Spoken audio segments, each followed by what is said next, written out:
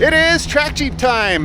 We are heading out to recovery of a Jeep Cherokee. I'm guessing a normal one, not one on tracks like this. That's 3-4 miles out this road right here. The weather's finally starting to move back in. We're supposed to be getting a good bit of snow over this next couple of weeks, which makes me happy. It means hopefully we'll get this thing out to play a lot more. So I'm gonna get this unloaded. The customer's on the way to meet us here. They had to stop and get some fuel. Apparently this thing got stuck yesterday, the day before. I'm not exactly sure. They got out somehow. Now we're taking them back in and getting their vehicle out.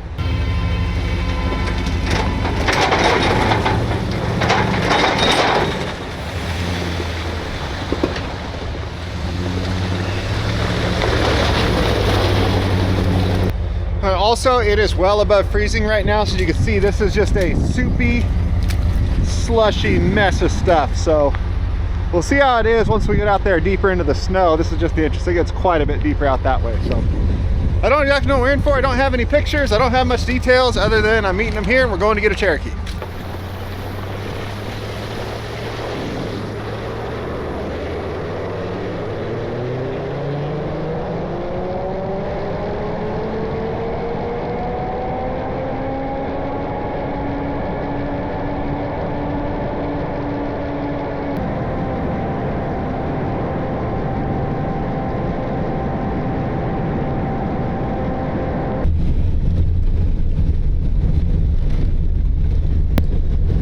Jacob and Callum here, they're the ones who got stuck. So what's the story here? When did it happen? And all right, so last night I made the decision to go out wheeling alone. Wonderful choice as always. Always.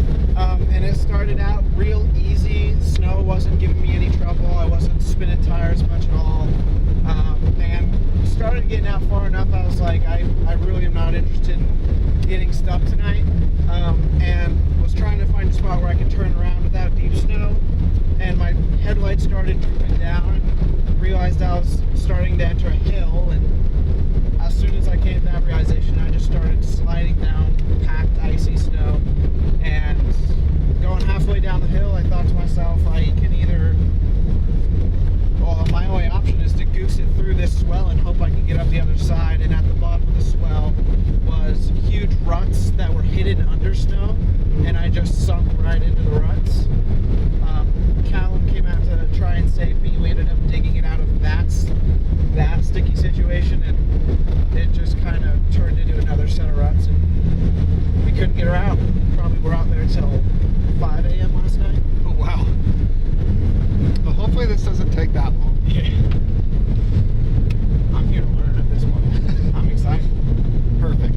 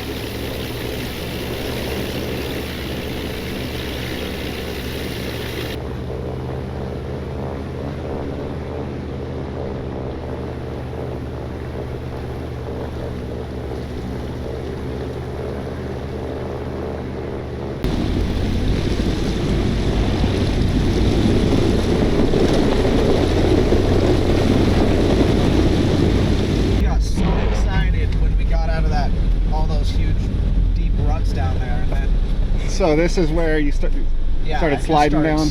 This is like just straight ice. In Tacoma last night. And you got stuck in the bottom of that. Yeah.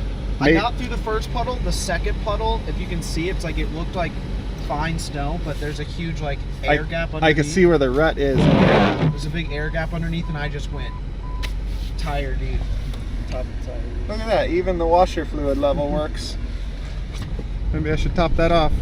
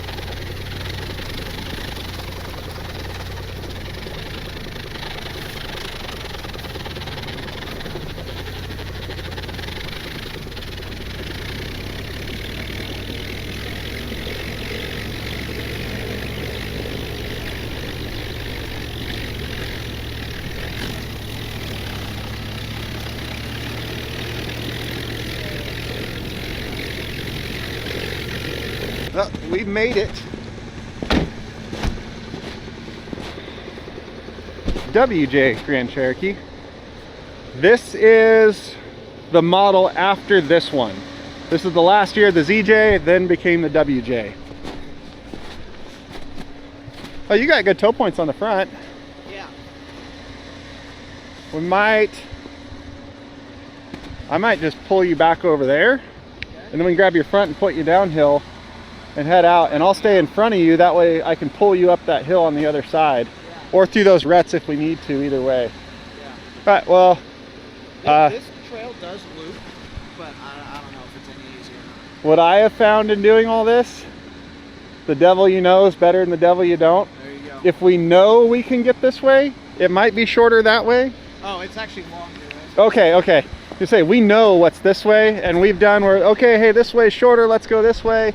And you get almost the end and there's a giant like 4-foot tree across the road, or the road's washed out or stuff like that. So I will always usually go back the same way, even if there is another way that we know. So let's get this thing topped off on the fuel and get it started and warming up, and we'll get it out of here.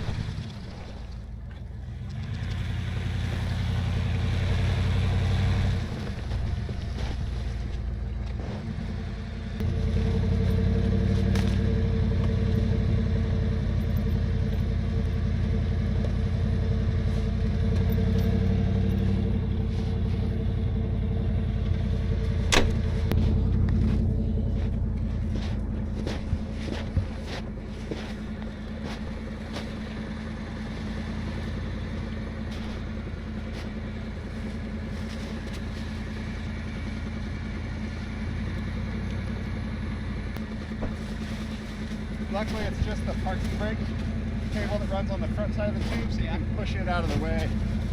I get to start. Yep, now go ahead and start it up, get it warming up.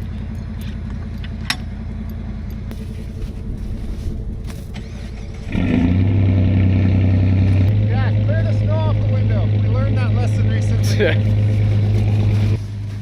We had a fun one a couple months ago. The guy from China was up by Sparks Lake. Yeah. And he had like a foot of snow on his roof, and I pulled him out without clearing it off, and like halfway through it all fell over his windshield. He couldn't see anything. And so he floored it thinking he was like trying to help me go up a hill, and he like outran me and went past me right off the side of the road. Oh my God. It was a lot of fun, actually.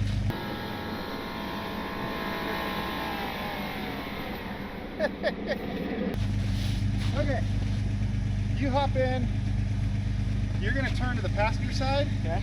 And just give a little bit of throttle to kind of help up out of this, and then just kind of let me pull you over here. Okay. Let me do the pulling so that the rope stays tight. Yep. You just help a little to get out of these holes. All right. And then you just try to turn all the way to get your front end Pointing that way. pointed this way. And then I can come around and get in front of you.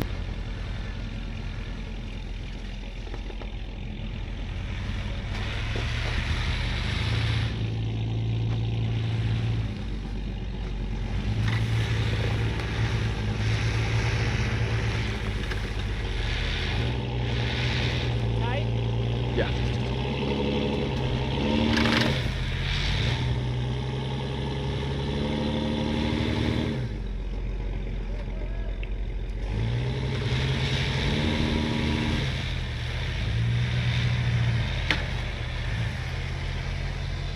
Good.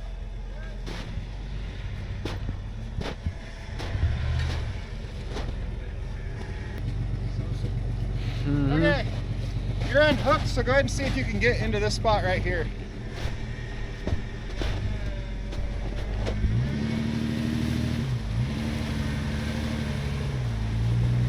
Okay, perfect.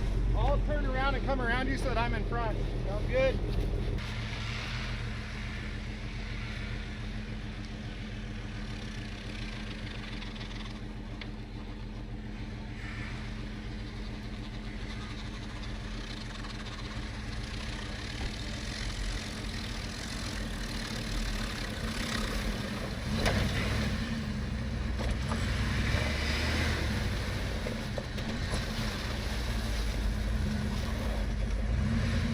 fine.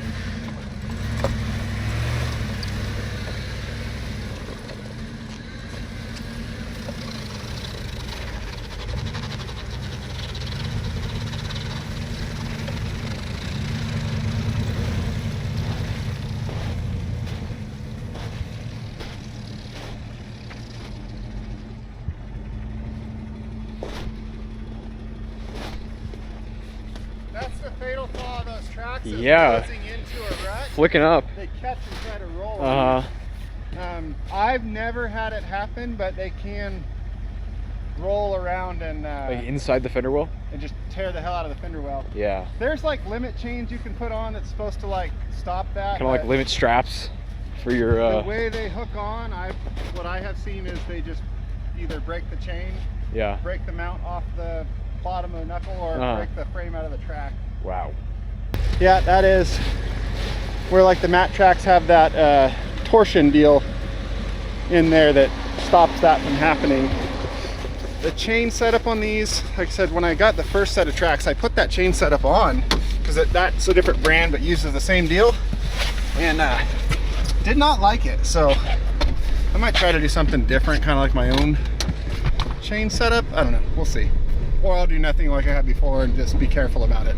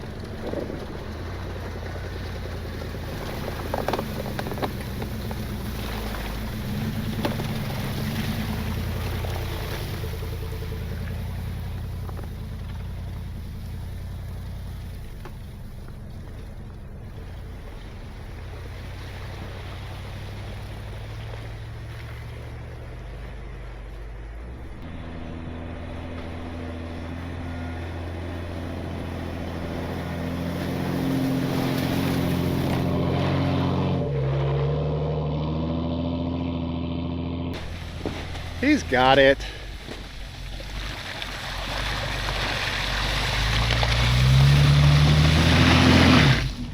Hey, back up and give that one a little ambition. Yeah. I'm gonna get splashed with mud.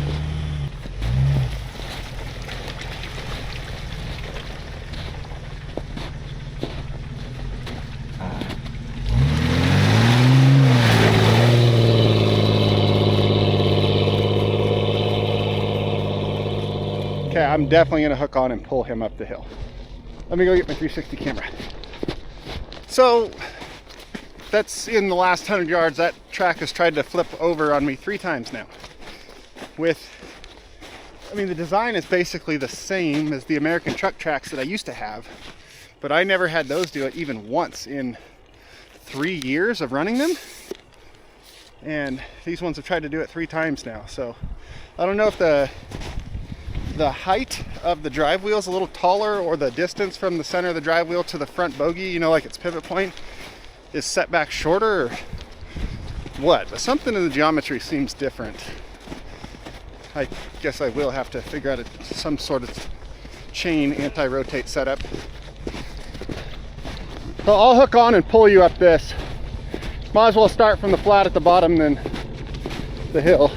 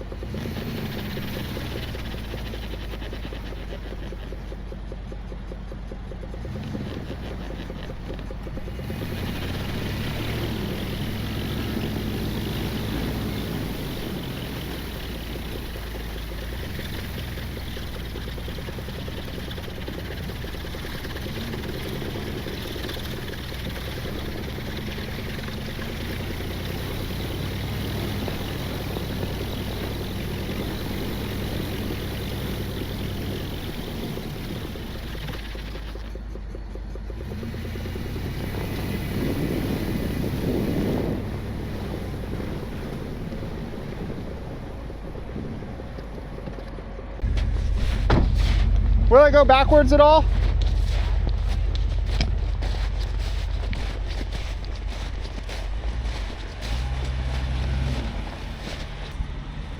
Turn your wheel back and forth. There you go. All right, passenger side some. All right, now back up as far, if you can go like 5 feet. Okay, stop there. Get your wheel nice and straight. Now put it in drive and give it a good little bump there to try to get through that spot. Perfect.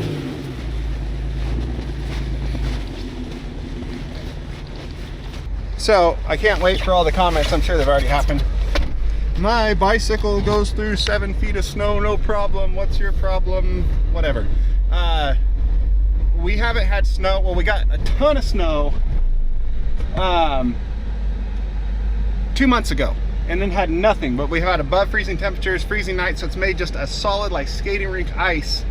And then we just got about 6 inches of slush on top of that ice. So we're not driving in like snow that you like all powdery and you go through and stuff like that. It's literally a skating rink with a slushy on top. That's why he's having so much trouble, and that's why this thing was spinning like it was trying to pull him out. It's just terrible conditions for traction. So I don't care what your Subaru can do or your Volkswagen or something like that. It's not doing it here right now, so save it. Slushy got him again. I think I'll tow him to the top of that crest right there, and then I think it's all downhill.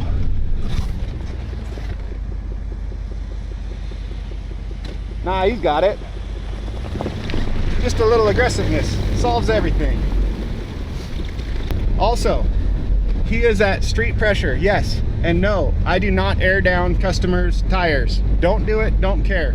I know it makes a massive difference in traction, but from my end as a company and a business. Okay, quick edit from the future here, because I said all this in a way too long, complicated way, which if you haven't noticed, talking too much and overcomplicating things is kind of what I do. So the simple answer is liability. It is a huge liability for me to air down a customer's tires, since no tires are really meant to be aired down and flex the sidewall that much. If they go have a blowout of the sidewall after that and wreck their car, I aired down their tires and made that sidewall flex. Could have weakened it, could have caused that. A lawyer would say so. So I don't air down tires purely because of liability. I have a very expensive insurance policy that I'd like to protect. So I have the correct tools to pull people out without airing down their tires, so that's what I do. You can air down your tires, I'll air down my tires. I'm not airing down someone else's tires. Simple.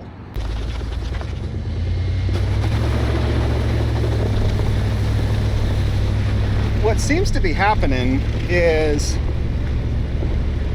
it's crusty on top, but since it's got the warmer temperatures right now, it like breaks through and just like sticks it in some holes, and then it can't push through that crust layer that's on the top of the holes. And yes, that is a situation where airing down would make a big difference and probably stop that. Yes, airing down works, 100%. No two ways about it. I'm still not airing down your tires.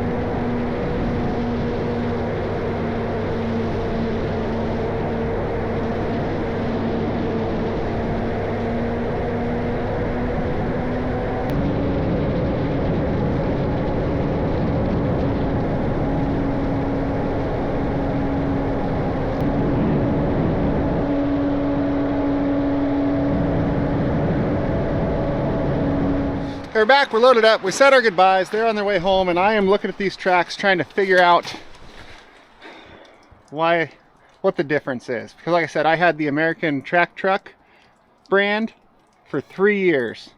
Never once had one try to roll on me, and never used the limit chains on them.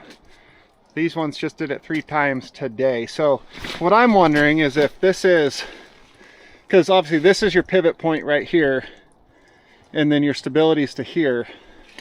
That's your triangle. So if you overcome that triangle, it wants to roll over because it'll pivot off of this, and that flips over.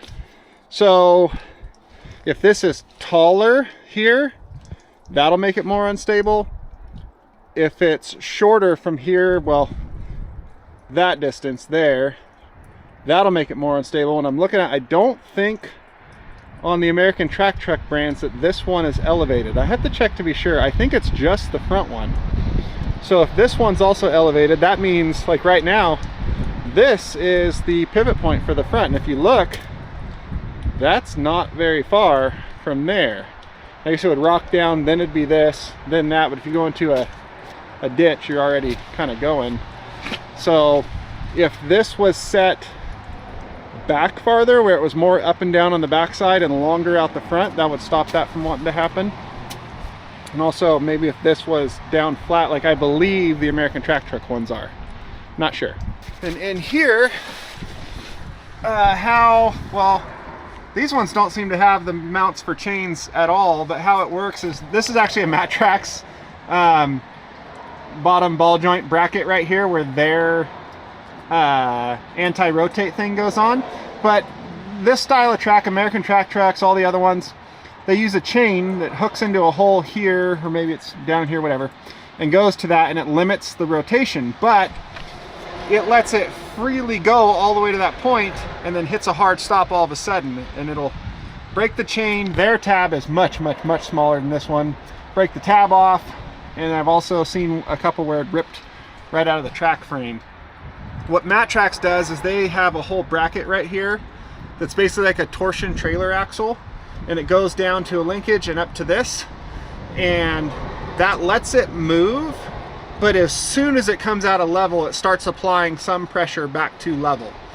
And then the farther it goes, obviously, the more pressure it's pushing back to level. So it lets it move and follow the ground, but it also immediately starts giving some pressure back to level. So when you're going into a ditch with the track, it's already kind of sprung to climb back up the other side. Where the chain setup just lets it freely dive in until it hits the end, and then my feeling is that by then you're already too late and you're going to break something. So I really like the Matrax setup.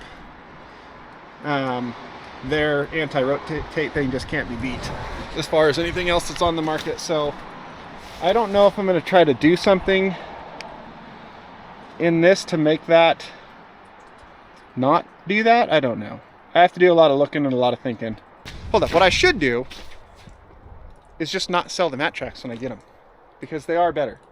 But then everybody knows they're better, and people offer me money for them, and I sell them. We'll see what we can do with these. We'll see what's out there on the marketplace for the Matrax. Maybe go back that way. I think my problem with the Matrax and why I haven't been 100% happy with them, only like 99%. I just realized that doesn't line up at all. All the Matrax I've had have been for a full-size heavy vehicle, not for a lightweight smaller vehicle. Matrax makes tracks specifically for this, and these vehicles seem to struggle some moving those bigger, heavier rated Matrax. Like the last set of Matrax I had on this, the whole assembly, all 4 tracks, weighs 1,500 pounds.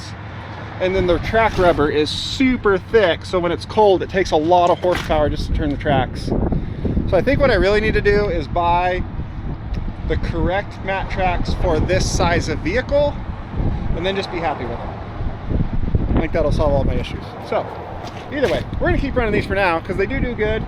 Maybe I'll make up a chain limiter. We'll see how it goes. Thank you guys for watching. I've been rambling too much, and we'll see you next time. Ooh, almost fell.